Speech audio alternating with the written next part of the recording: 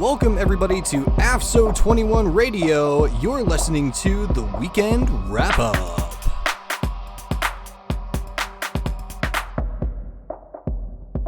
Welcome everyone to another episode of the Weekend Wrap-Up here on AFSO 21 Radio. I'm your host, Kevin Ferrara, and folks, for this episode, we're going to be discussing some really a need that I'm observing fire departments have, especially volunteer departments, have distanced themselves from. Now, career departments, I believe they're doing this. Military departments, they're doing it quite often. But the fire service overall is really lacking in crew inspections. And when I talk about crew inspections, I'm talking about an engine crew, ladder company, whatever, getting out in the community and inspecting buildings. So before we get started with this topic, and it's going to be a good one, let's go ahead and pause for a moment to hear from our sponsor, Fire Department Coffee. Firefighters work long shifts. That's the nature of the job. If your station is like most, coffee is what keeps you going. That's why you should check out Fire Department Coffee. Veteran owned and run by firefighters, Fire Department Coffee offers a wide variety of delicious coffee, including their signature line of spirit-infused coffee, all roasted by hand and delivered right to your door. Even better, 10% of net proceeds from every sale goes to benefit wounded, ill, or injured firefighters and other first responders. And they've got a special deal for the Weekend Wrap-Up listeners. Enter discount code AFSO21, that's AFSO21 at checkout to get 10% off your next order at Fire Department Coffee. FireDepartmentCoffee.com, that's FireDept Coffee.com. All right, folks, welcome back, and please check out Fire Department Coffee, especially their spirit-infused coffees. They are delicious, and I can't say enough about the crew out there. Previous episodes, I've had Jason Patton, Firefighter Fenton on here.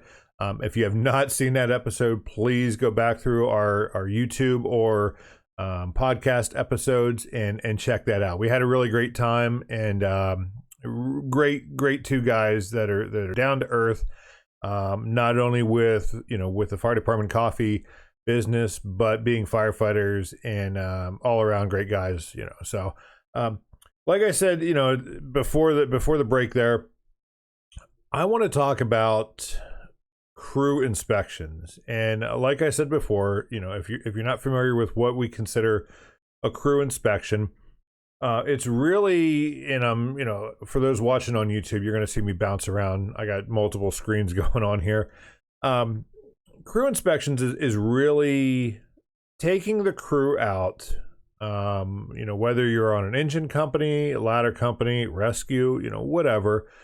I don't see EMS doing this often, but the fire guys and girls out there should be doing this, is getting out within your community and getting familiar with the buildings that, when the time comes, you're going to be entering these buildings. So why not get familiar with them, pre-plan in advance, and so you're not walking in really blindly. You have a little bit of a sense of what you're getting yourself into. And the reason I want to talk about this during this episode is twofold. Like I said, one, the crews really need to start doing this for themselves, life safety, firefighter safety, efficiency. But more importantly, we've seen some incidents occur throughout history here, most recently with building collapse, significant fires to where mass casualties occurred. These crew inspections, these crew familiarizations, building familiarizations, whatever you want to call it, walkthroughs. We can armchair quarterback this all day long, but had they been done and done effectively, could they have prevented tragedies from occurring? We, like I said, I mean, we can armchair quarterback this till we're blue in the face. But at the very least, getting out there and doing these inspections while the building is still standing and relaying the findings back to whoever it needs to be, whether it be the fire chief, the city planners, the managers, building engineers, and even the residents, the occupants of the building. It may or could have a significant change in outcome. At least I hope it does. So we know recently down in Florida, Champlain Towers, they're in Surfside, they had a significant building collapse.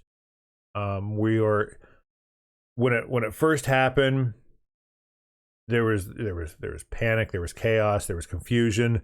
Everybody was like, what happened? Why did this building collapse? And now we are starting to see bits of information come out through the news. Reports of the pool area was the first area to collapse, and then it sort of dominoed from there, and then part of the building, it basically pancaked. Let me see if I can't bring up a graphic here. So those that are watching here on YouTube, you're going to see that's the Surfside Collapse. As you can see, it almost looks like a book. It's just, it looks like pages in a book that are just, they're stacked on top of each other. Right behind, if you're watching here on YouTube, there's an excavator, sort of right there in the lower center, the graphic, the picture. And then it's just, it's undescribable, really. And it, as you can see, that portion of the building, it peeled away from the other portions of the building, as if it wasn't even connected. It's eerie as to how this building collapsed. But getting back to the topic at hand here is inspections. Is that like I said, there's reports coming out now that there were cracks, there was spalling, there was all these different things on the surface, observable things from the surface that were reported, and allegedly were not followed up on.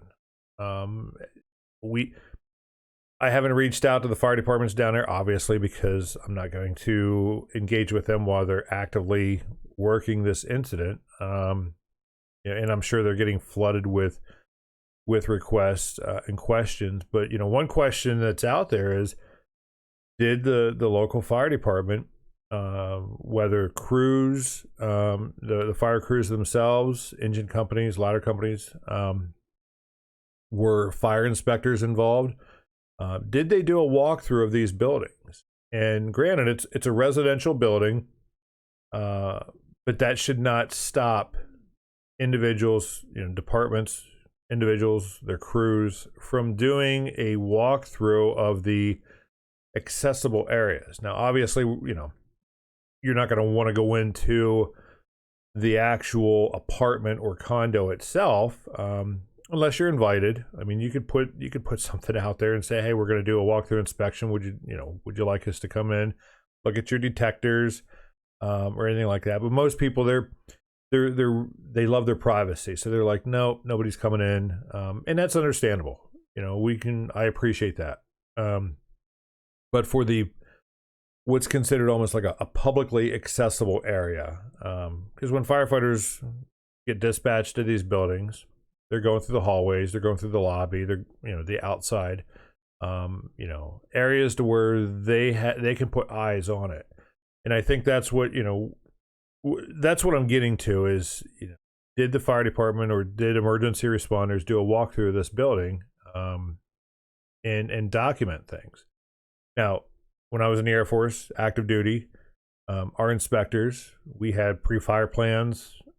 We would do walkthrough inspections annually, of all the commercial office buildings.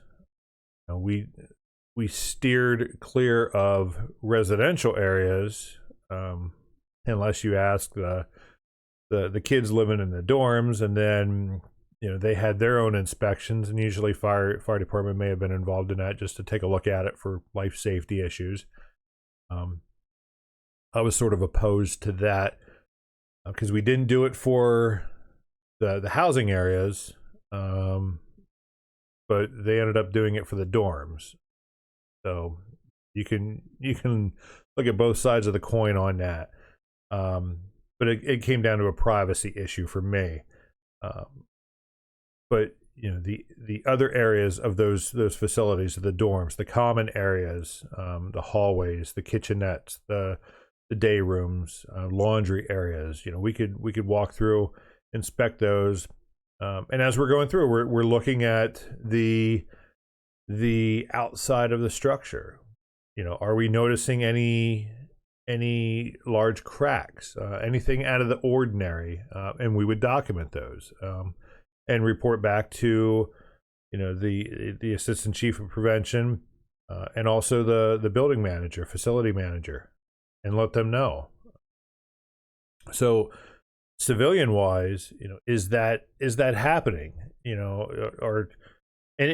I'd love to hear from departments and individuals out there, from the audience. Let me, shoot me an email. Contact at afso21.com, or in the comments on the YouTube channel. Let me know what you guys are doing out there. I'm always looking for best practices, things that we can share. I can share out with the audience members, social media. And say, hey, this is what Department A is doing, and then it starts picking up. So if you're not doing anything, maybe now's the time to start.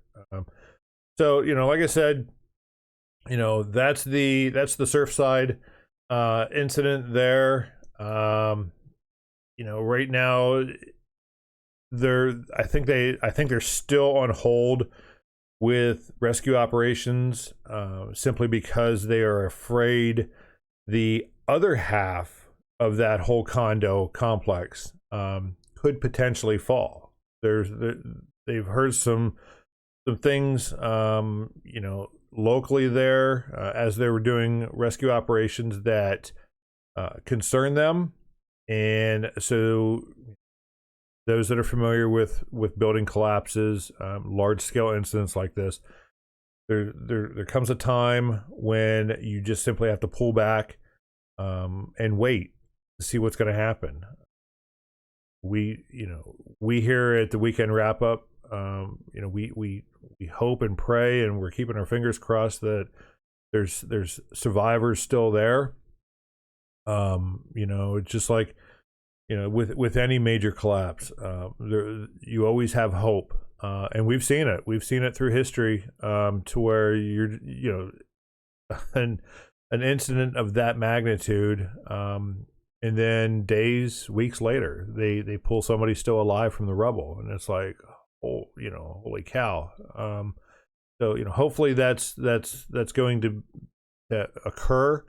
On the same side, unfortunately, just looking at that collapse, the significance of it, you can't help but acknowledge there are fatalities within there. So it's a precarious operation.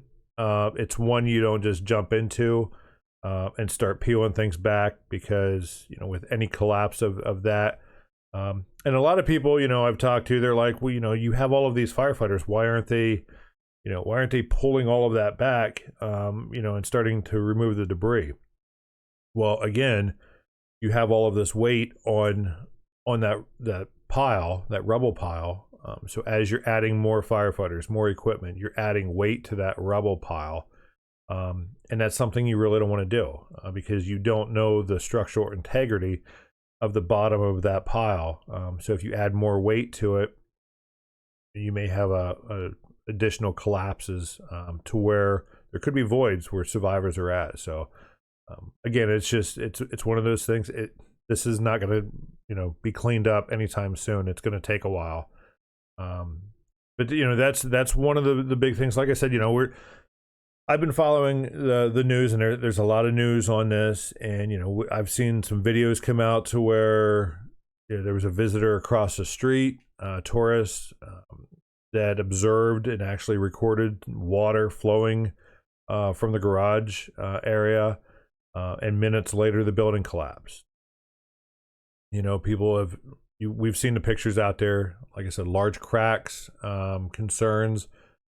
Is it just cosmetic, or is it something deeper? But that's where, if you got to put eyes on the building prior to an emergency. I'm not saying go out there every day. Depending on the significance of it, it may be at least annual inspection, could be quarterly. Who knows? It all, but it's that risk. You have to factor in the risk of that building and occupants and everything, and say, do we need to do inspections quarterly? Can we get away with twice a year, once a year? But that's where, again, the departments, those that are involved in responding to these facilities, need to get out there and do walkthroughs, and then convey their findings to the appropriate individuals. Back years ago, many of you are probably familiar with the Station Nightclub fire.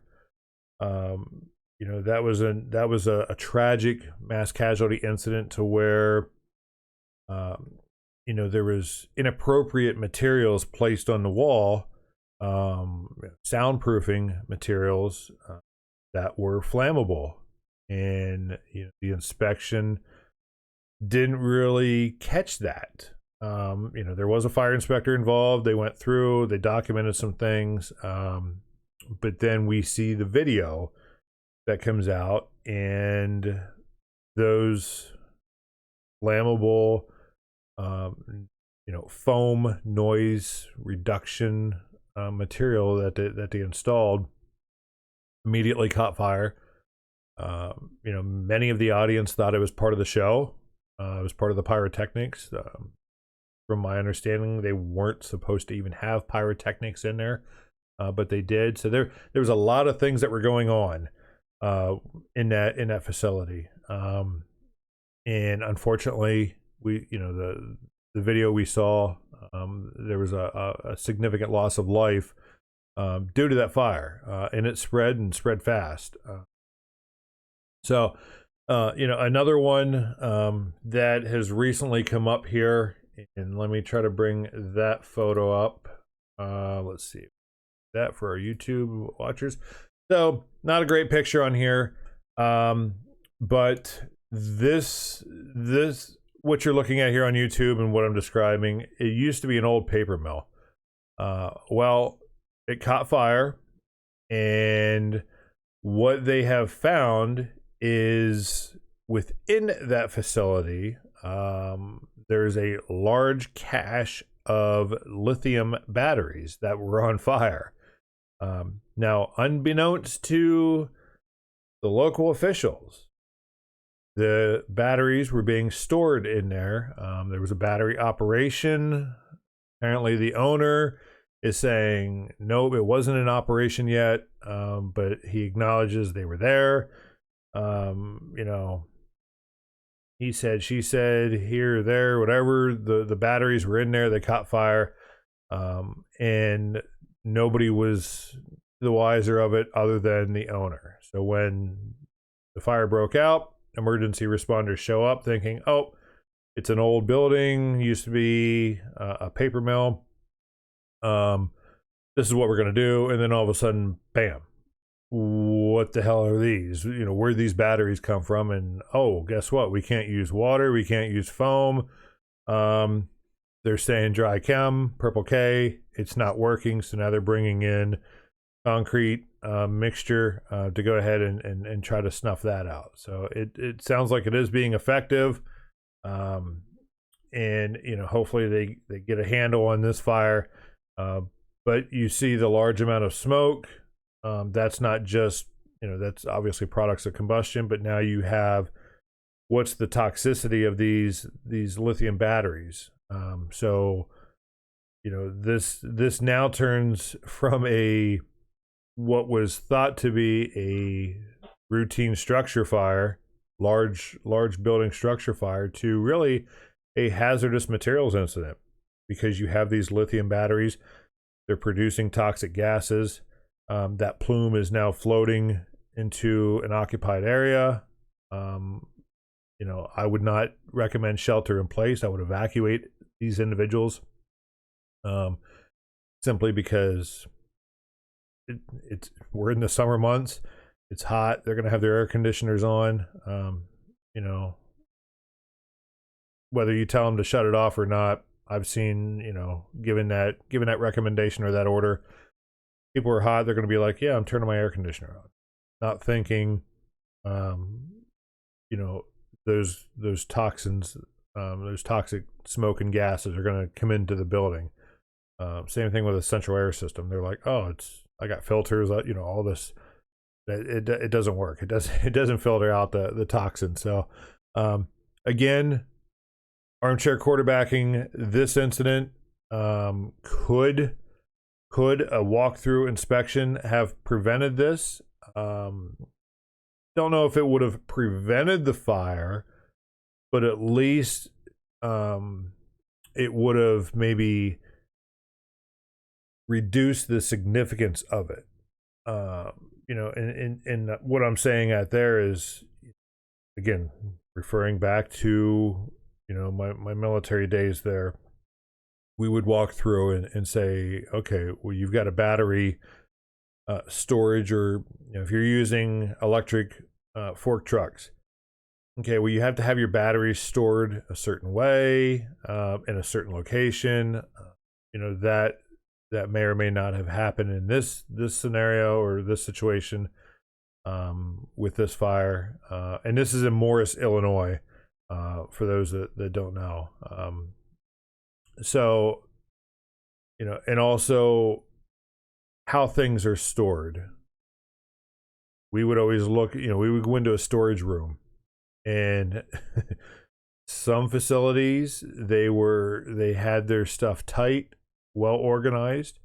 Other facilities, not so much. And that's when you do the inspection, they're like, oh, what's the big deal? Things are, they're in the storage room. Yeah, we've got some housekeeping to do. But oftentimes they would be like, what's the big deal? And then we'd explain to them, while they're evacuating the building, we have crews entering the building. So if things are improperly stored, stacked up to the ceiling, floor to ceiling, I mean, literally touching the ceiling, they wedge it in there. Think about those things that could fall on top of responders as they get in there, and then trap those responders. Now we've got a Mayday situation. Now we've got to request more resources to come in. So it goes from a firefighting operation to a rescue operation, because we have to rescue the firefighters that are either trapped or injured or whatever, that are inside. Meanwhile, we still got to fight the fire. So some of those facility managers and occupants of the building, they got it. But then there's always the ones that you could talk to them till you're blue in the face, and they give you that deer in headlights look, and it's like, again, what's the big deal? Also, with crew inspections, one thing, and I had a great assistant chief of prevention, taught me a hell of a lot.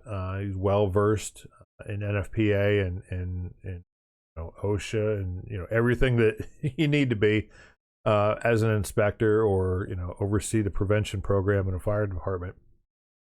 But one thing that always irked me was that we would schedule inspections. And when I say it irked me, is because by scheduling that inspection, you're giving those occupants a heads up as to basically you're telling them, hey, we're coming on such and such date and time. Clean your shit up before we get there. That was sort of a cue for them to do that. So many of the facilities we would walk in and yeah, their stuff would be tight. But if you walked in that place on any other given day, you started to see they would go back to their normal day-to-day operations.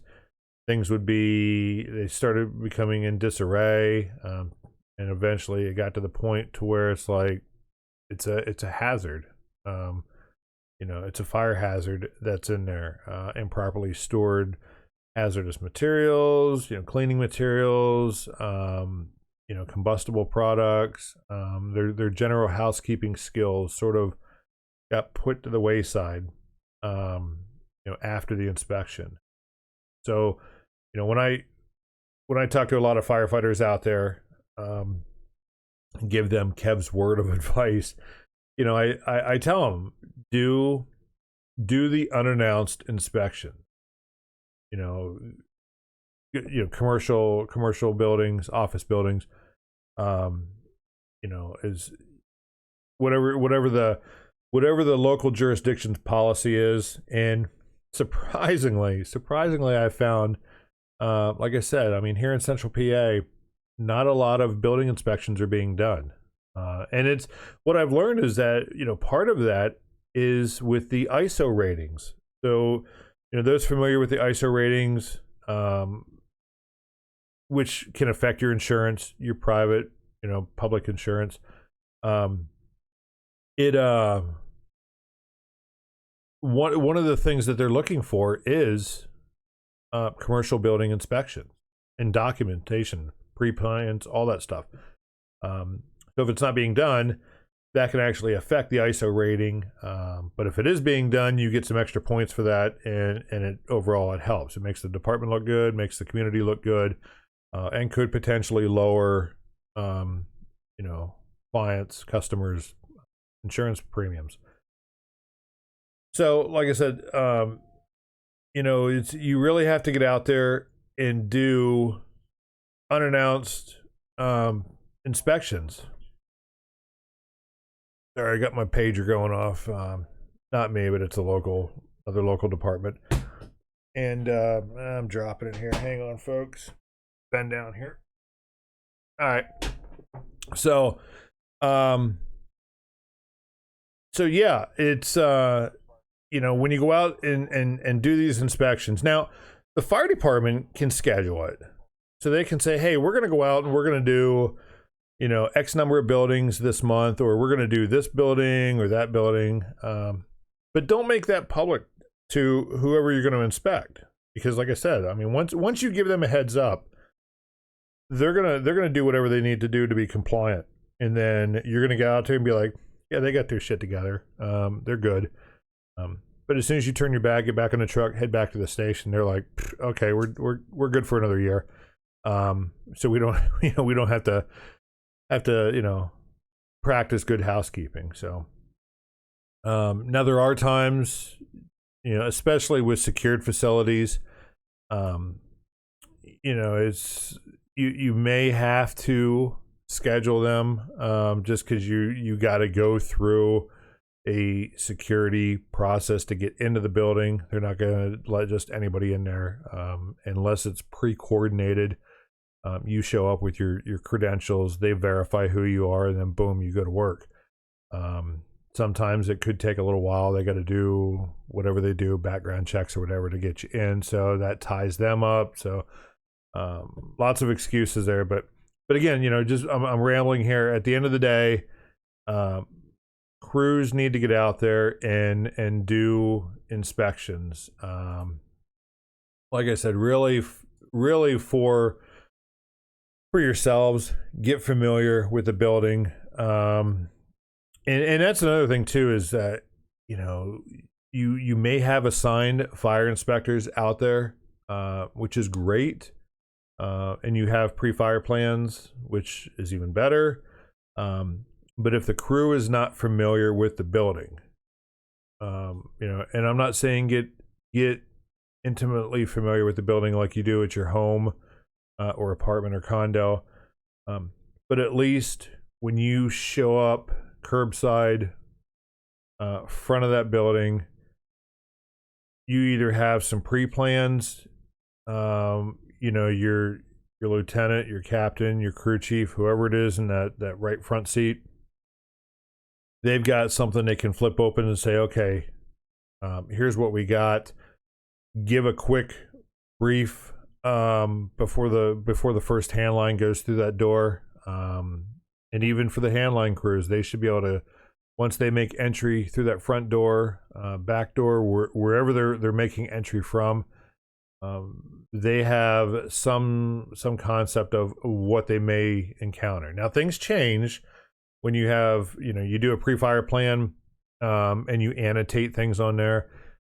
Things do change, and that's a responsibility of the occupants or the owners to update the local emergency responders. Emergency management coordinators know this, quite familiar. They go out, they do a hazard assessment with a lot of these buildings so they can update their things. Fire department should be doing the same thing.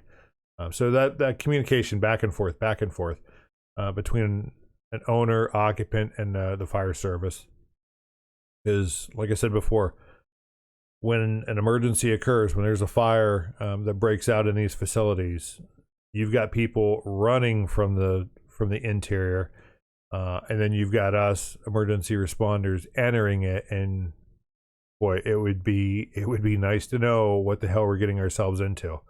And also the incident commander. Don't be afraid to stop individuals, pull them aside, and do a quick interview and say, hey, what are we getting ourselves into here? Is there anything we should know about, that could increase the fire, harm our responders? And hopefully they tell you. We've seen in the past incidents across the country to where, pertinent information is withheld. And then firefighters make entry in there. They either encounter it and evacuate, or they encounter it and it goes to hell in a handbag, and they get injured or worse, succumb to injuries, in there. So, so that's me rambling on about crew inspections. Check out what NFPA is saying, their various standards, what you should be looking for with, look at the IFSTA manuals, great source of information, for inspections, and even your fire officer courses, leadership courses. Even if you're not an officer, don't be afraid to seek out those pieces of information and get yourself educated, because then you're aware of things that should be occurring. So when you see your lieutenant, your captain, your officers maybe not doing what they should be doing or skirting it, I'm not saying confront them and say, hey, dumbass, you should be doing this, but at least ask them why. Say, hey, I read up, NFPA, IFSTA, whatever resource you find, and they recommend doing this, but I noticed we're not. Why is that? So again, that really helps out, because then one, you're aware of industry standard ways of doing things, and then you get familiar with how local level. So hopefully they're doing something similar. They're not completely polar opposites of what should be done out there. So yeah, I mean that's the big topic of the day on there, of this episode. Other things that are going on out there in the fire service. I keep seeing, and I've had previous episodes on here before, talking about firefighter suicide awareness. Here recently, very recently and very local here, we've had, the unfortunate being advised that an emergency responder had committed suicide, and it's just that the organization they were affiliated with is really dealing with it. I mean, it was throughout the emergency response community here in Central PA. It was a shock. But again, if I've said this before, scroll through the podcast, you're going to see an episode out there talking about, the suicide awareness. Please listen to that. Kendall Wan, CJ Ferrara. That was with the Chaplains Network podcast. They're two great individuals that are out there helping firefighters here in Pennsylvania, and even within your own local firehouse, ambulance service, whatever it may be. I can't stress enough, get to know your folks, and then by doing that, you're familiar with when things are out of the norm. They're not acting themselves. And I'm not saying, get in their faces, like I said in the podcast, don't be such a prying person to where they distance themselves from you. They're like, dude, you're bugging the hell out of me. Stop. But at least be there to listen, let them vent, and then offer them some words of wisdom. But if it's out of your swim lane, like I said in the podcast, if it's out of your swim lane, please steer them to the professionals. Get them the assistance, the help that they need. There's things happen in our lives to where you think that's it's over. I'm an embarrassment to society. That's not true. I mean, we're human. We make mistakes. We get past it. We overcome and adapt. There's life is not that tough to where ending your life is the only way out. I mean, it's like I said, society can be cruel. I get that. But there's people out there that support each of us. It's as emergency responders, whether it be our peers, our community members, our families. So don't be afraid to talk. Don't be afraid to listen. Depending on which side you're on, if someone's feeling stressed out, sit there, listen, support them. If you are the one that's stressed out, please get it off your chest. Talk to somebody. There's always somebody out there that can help. You're not out there alone. Please don't feel that way. Give me a shout here at the podcast. I'm always available to listen. And I've had firefighters, message me and be like, hey, I'm at my wit's end. What do I do? And we've talked through it, whether it be on Messenger, on the phone, email, whatever. And they've turned themselves around. They're like, yeah, thanks. Thanks for what you do. Thanks for getting me through this. And then, hopefully they're happy. So, what else is going on out there in the fire service? As my screen goes blank here. I had some notes up here and I sort of dropped them. Let's see what we got here.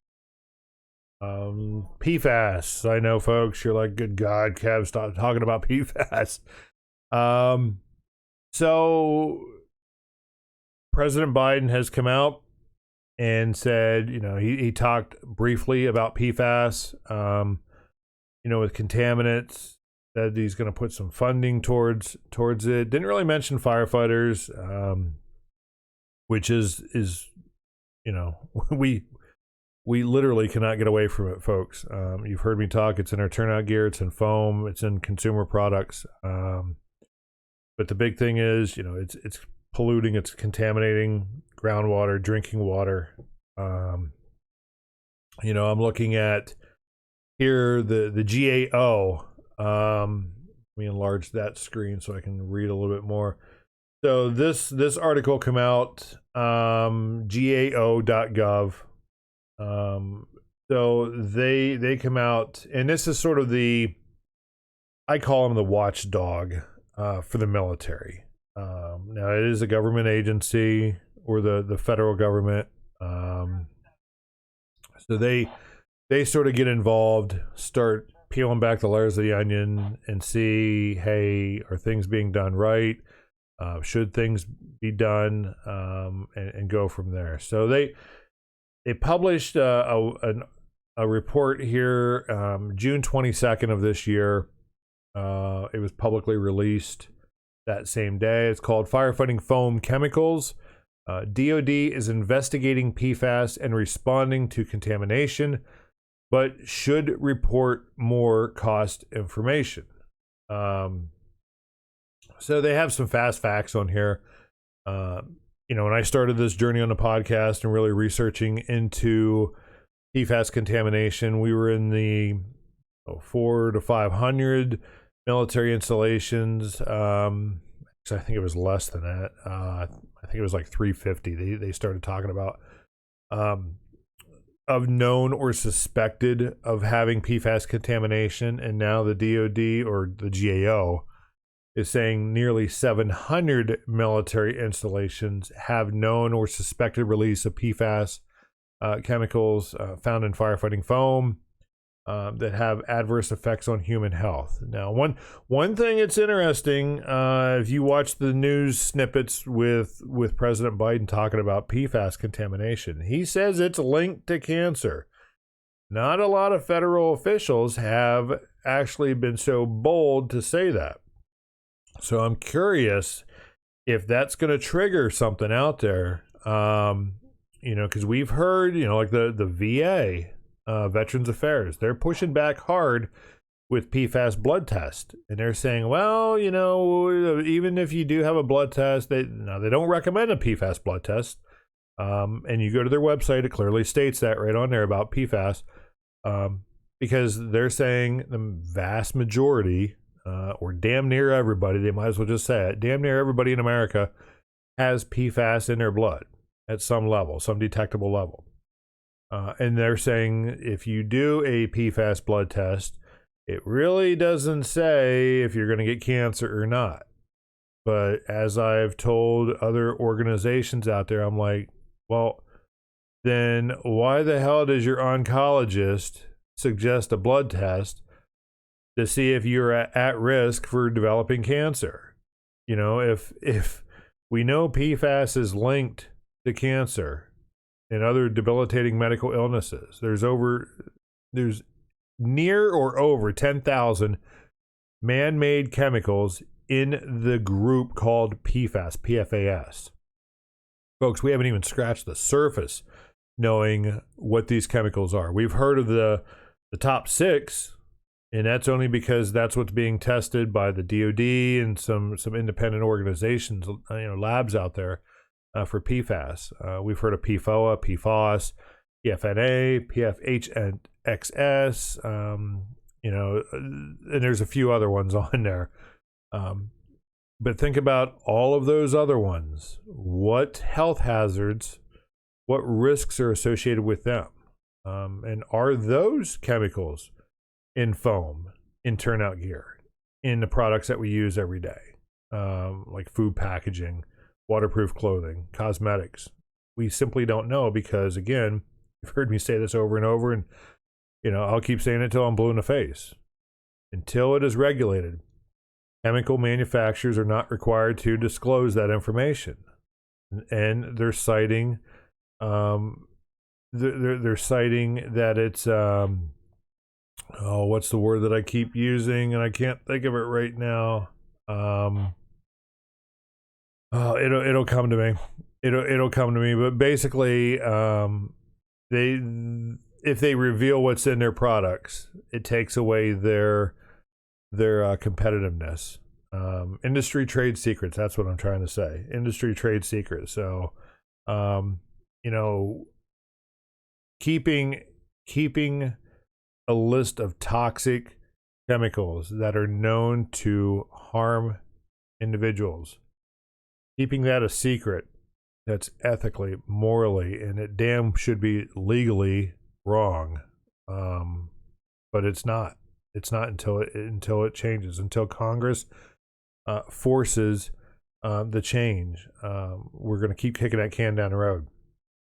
So, according to this GAO article, DoD estimates that future PFAS costs will total $2.1 billion and likely much more, but it has not reported these estimates to Congress. Now, when I was in D.C. back in February of 2020, I had the pleasure of sitting near then Assistant Secretary of Defense Maureen Sullivan, and we were talking about to Congress. This was a congressional hearing.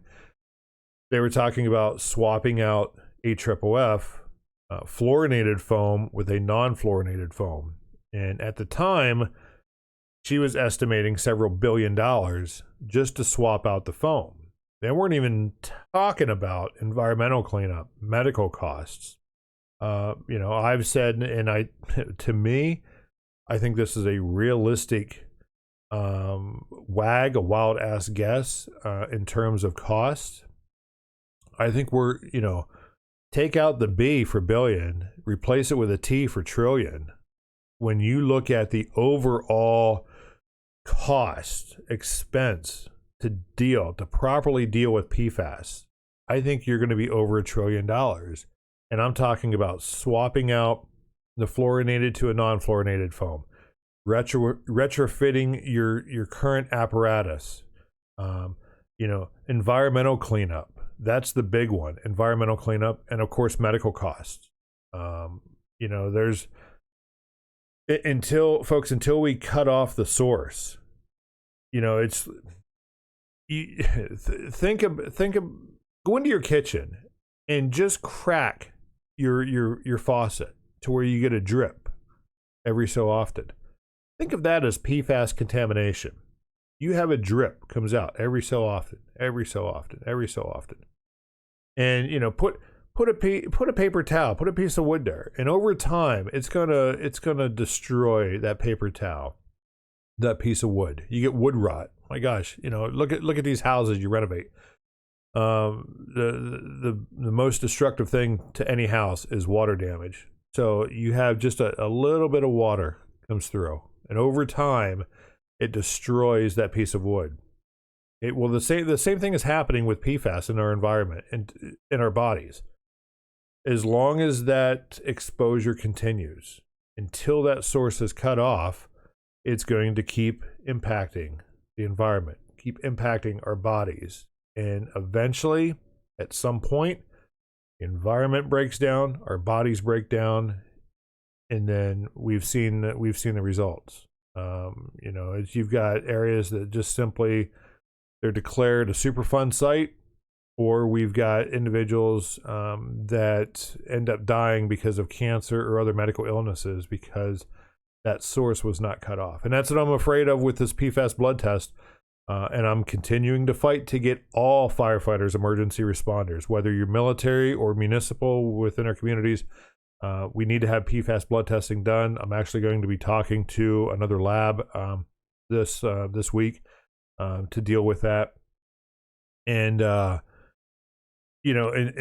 until, like I said, until everything is regulated, until we cut off that source, because what I fear is that we're going to see, for those that have already had their PFAS blood test done, we're going to see your numbers increase.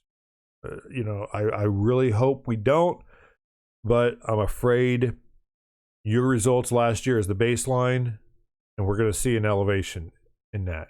And it may not be just from foam exposure.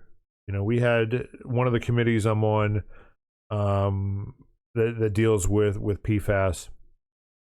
We talked about with PFAS exposure from turnout gear.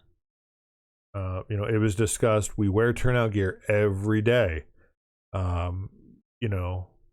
Most departments do. Now, volunteer departments, not so much. You only put it on when you get called out. But for paid departments, every shift, you're putting your gear on at least once a day, so that PFAS dust is shedding itself off, getting into your skin, getting into your clothes. You're exposed to it. So that's the tap. That's your kitchen tap faucet that needs to be shut off, or at least turned down to eliminate unnecessary exposure. But until that's done, exposure is going to continue, folks. So just scrolling down through here. So what the GAO found is that they're saying the Department of Defense's DoD is early in the environmental restoration process at or near the 687 installations with a known or suspected release of certain PFAS. So they found that 181 installations. It says the DoD has completed preliminary assessments, site inspection phase. That's basically somebody walking out, a contractor that's getting paid over $100,000 to say, yep, there's contamination there. There was a fire pit there. Yeah, there's PFAS contamination. All right, that's it in a nutshell. They can elaborate on that, say, oh, there's more than that, blah blah blah. It's bullshit. It's somebody getting paid mad money to go out there and say, ask a few questions, do a site visit and a site survey, and say, yep, that place has it. So then 78 installations, the GAO is saying the DoD has begun remedial investigation and a feasibility study. Okay, so that's more contractors making more of American tax dollars to go out and do a investigation, folks, as to what needs to be done. Again, that's kicking that can down the road. And then zero installations. DoD has begun the long-term cleanup phases. So you look at the former Wurtsmith Air Force Base up in Michigan, and the Air Force got $13.5 million to do remediation, and the Air Force turned around after they accepted that check, if you will, that allocation of funds from Congress, turned around and had the balls to go ahead and say, well, we're not going to do remediation. We're going to do more of this investigation and feasibility study. So they've taken money that was really earmarked, allocated for environmental cleanup to try to stop that source of contamination. And they're going to pay contractors. The Air Force doesn't do this. Okay, those that in uniform do not go out and do these studies. They pay contractors mad money to do this and go out and do these studies. And as I've said before, when the DoD grants these contracts, the contractors milk these contracts. Okay, what's CSP, Continued Salary Program? They milk these contracts, knowing very well they could knock their tasks out early, but they milk it to get that 1 year, 2 year, 3 year, 4 year, 5 year contract, whatever was agreed upon. They get that money. That's how these contract companies are so large and so rich. Okay, trust me, I used to work for one. I quit because there was some ethical things that were going on. I was just like, I can't do it. I do not want to be associated with this contractor anymore. And that's where I heard the CSP. I heard it several places, but there was one gentleman in particular. I'm not going to name his name. He's probably a listener on here, or his friends are. He knows who he is. He said it right in front of the client. We're on the CSP, and the client sat there and didn't pick up on it. I'm like, did he seriously just say that? So that's proof that, folks, your American tax dollars are going to waste on PFAS when it deals with the military. So, I'm going to have a link to this GAO. You'll be able to scroll down on this. Basically, in a nutshell, they're saying why did the GAO get involved in this? So, just scanning through here, there's a conference report that they talk about, and they say the federal government has issued 2 non-enforceable advisories. And when I say that, or when they're saying the federal government, we're looking at the EPA. The EPA handed out the lifetime health advisory of 70 parts per trillion of PFAS. It's really non-enforceable. It's just an advisory. It's a suggestion, really. Oh, don't go above 70. Anything above 70 parts per trillion, it could be hazardous to your health and the environment. But there's nothing enforcing it. There's no teeth to that. So if I'm a company and I'm producing a product that has PFAS in it, yeah, basically I could go out there and pollute the environment, unknowingly pollute the environment. And if it goes above 70 parts per trillion, what are they going to do to me? Nothing. They're going to say, slap me on the wrist and say, hey, we suggest you throttle it back a little bit. But I'm like, no, profits. I'm making profit. I'm making mad money doing this. So profits over lives. And we've seen that in locations over and over and over. So you can tell in my voice I'm getting a little spun up on this. I know, folks, you're tired of hearing about PFAS. I'm tired of talking about it. But when I do, I get passionate about it, because at the end of the day, we have environmental, and most importantly, we have lives that are being impacted over this. And knowing that lives are being impacted, the manufacturers and certain government officials are just doing nothing. They're sitting back, watching, waiting, doing nothing. Meanwhile, those folks are getting a paycheck. Those that are impacted are losing paychecks, losing their lives. So now is the time to take action. So yeah, basically they're going through and they're looking at, what has been done, what needs to be done, where's the money, follow the money. Hopefully there's more hearings that come up. I don't think they're going to have any more this year. They usually talk about it, February, March, April, at the beginning of the year, once a new, Congress comes in. So it's probably going to just get stuck, it'll die on the floor, and, any bills that are out there. Here in Pennsylvania, they are considering, there's a bill that's been introduced to eliminate fluorinated foam. It's extremely vague. I'm going to put that bill, or at least a link up for viewers and listeners to look at. It's extremely vague. I've reached out to those that are involved with it, suggesting that they sort of mirror what the 2020 and 2021 NDAA have regarding the elimination of fluorinated foam. In addition to that, now this is going to piss off a lot of firefighters out there, so I'm looking forward to these comments. One thing that is occurring throughout the Commonwealth and throughout the country, I've talked to firefighters across the country, and leaders, fire service leaders across the country about this, using fire apparatus to fill swimming pools.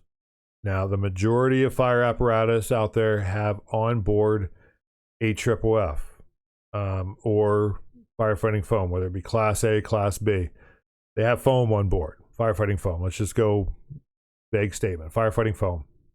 So they got it on board, they use it, they flush the system, okay? They think they flushed all that foam, but we know for a fact, even after you think you flush it,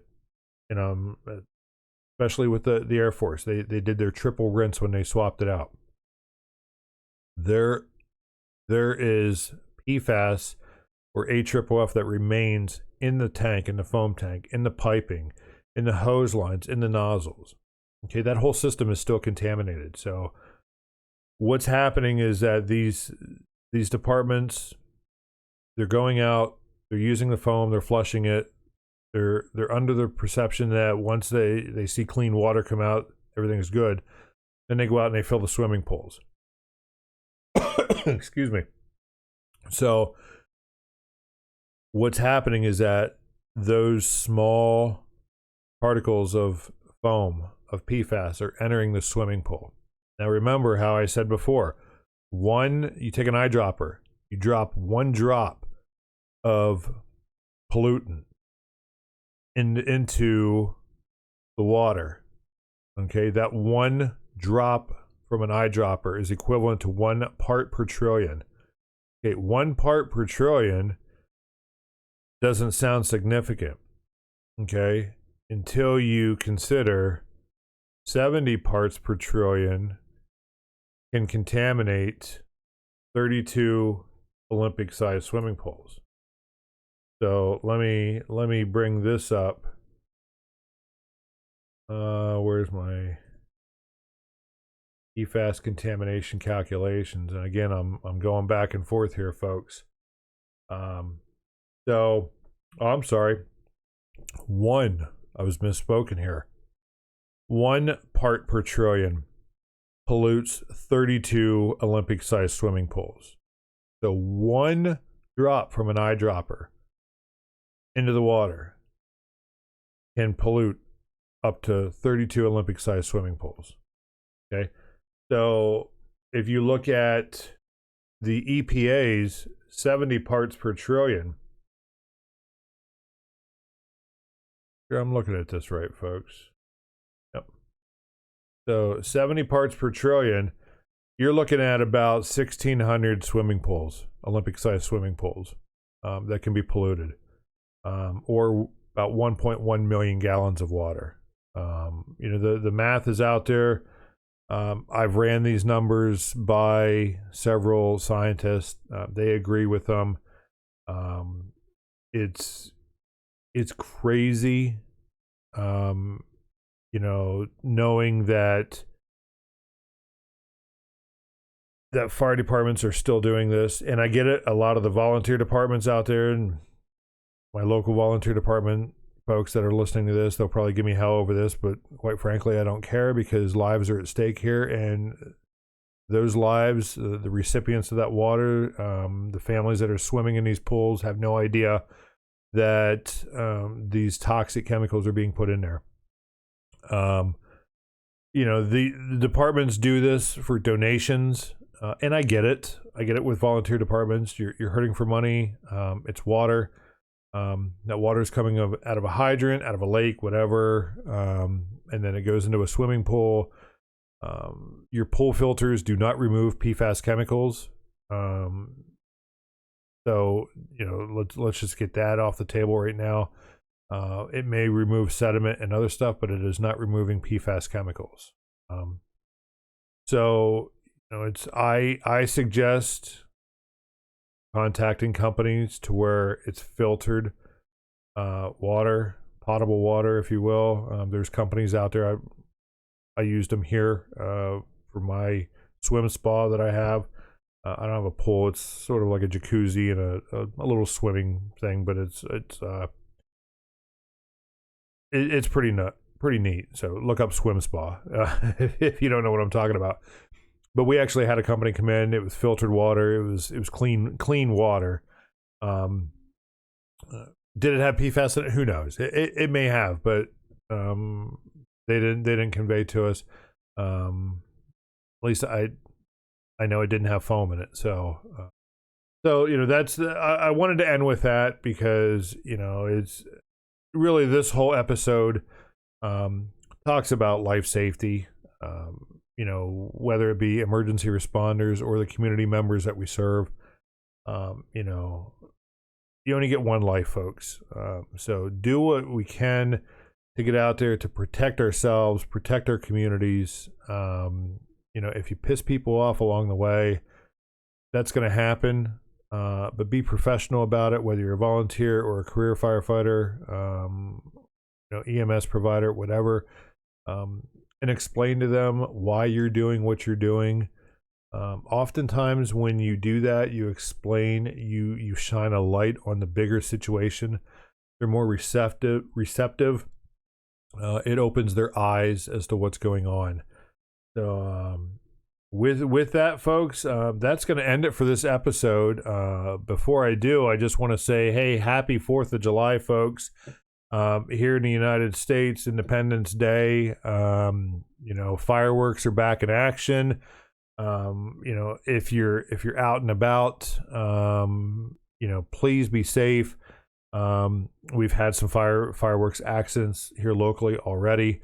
But be careful out there. We want you as an audience member. We want you as, a member of society. We want you to be safe. Like I said, happy 4th of July. No matter where you're at, whether you're, if you're celebrating, Independence Day or not, celebrate life overall. Celebrate the day, have a barbecue, go watch a movie, do something fun. It's Sunday. Enjoy the day. So with that, folks, that's going to do it. I've been here enjoying my fire department coffee. Like I said, until next time, I've been your host, Kevin Ferrara. As always, stay safe, keep supporting your local fire emergency service providers. And until next time, I'm out of here. Have a great one, folks. Veteran-owned and operated AFSO 21 Agile Fire Service Organization for the 21st century applies their extensive background in fire protection and emergency services to deliver support with identifying, developing, implementing, and maintaining strategies and techniques essential to operate and sustain an emergency response organization. AFSO 21 services include staffing analysis, risk assessment, standards of cover, training, management, and financial reviews. AFSO 21 is prepared to support your organization with increasing your capabilities values. For more information, please go to AFSO21.com. That's AFSO21.com.